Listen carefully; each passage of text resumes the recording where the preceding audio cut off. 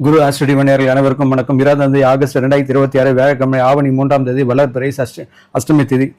மேஷம், ரிஷபம், மிதுனம் 3 ராசிக்கான தினப்பலன் 3 ராசிக்கான பொது பலன் தான். உங்கள் ஜாதகம் சார்ந்த பலன் தெரிந்து கொள்ள வீடியோர்கள் வாட்ஸ்அப்பில் தொடர்பு கொள்ளுங்கள். மேஷ ராசிக்காரர்களுக்கு இன்றைய நாள் தங்களுக்கு சந்திராஷ்டமம், அஸ்வினி, பரணி, கார்த்திகை 3 நட்சத்திரத்தில் அஸ்வினி நட்சத்திரங்களுக்கு முழுமையான சந்திராஷ்டம காலமாக இருக்கும். பரணி, கார்த்திகை நட்சத்திரத்துக்கு கொஞ்சம் குறைவாக தான் இருக்கும். அதனால் அஸ்வினி நட்சத்திரம் கொஞ்சம் கவனமாக இருங்கள். வாகனம் செல்லும்போது கவனமாக செல்லுங்கள். திட்டம், முயற்சி, முக்கிய முடிவுகள் சார்ந்த விஷயங்கள்லாம் இன்றைய நாள் வேண்டாம். குழந்தைங்கிட்ட கோவப்படுற சூழல் இருக்கும். உங்கள் அறிவு சார்ந்த விஷயங்கள்லாம் ஒரு ஆக்ரோஷம் இருக்கும். ஆனால் இன்டெலிஜென்ட் யோசிக்கிற திறன் கொஞ்சம் குறைந்ததாக ஃபீல் பண்ணுவீங்க. ஆடம்பர செலவு இதெல்லாம் பொதுமட்டம் இன்றைய நாள் குறைத்துக் கொள்ளுங்கள். ஆலை வழிபடி தியான யோகா செய்து இன்றைய நாள் கடந்து செல்வது சிறப்பு.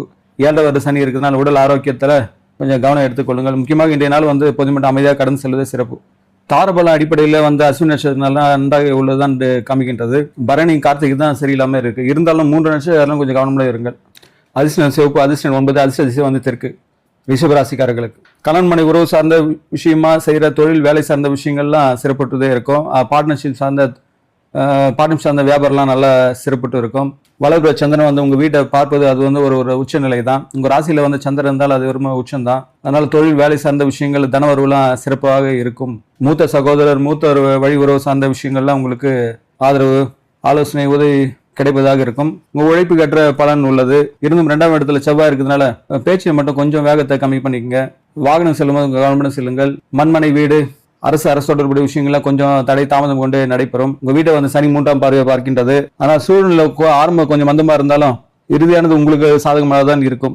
அதிர்ஷ்டம் வெள்ளை, அதிர்ஷ்ட எண் 2, 6, அதிர்ஷ்ட திசை வடமேற்கு, தென்கிழக்கு.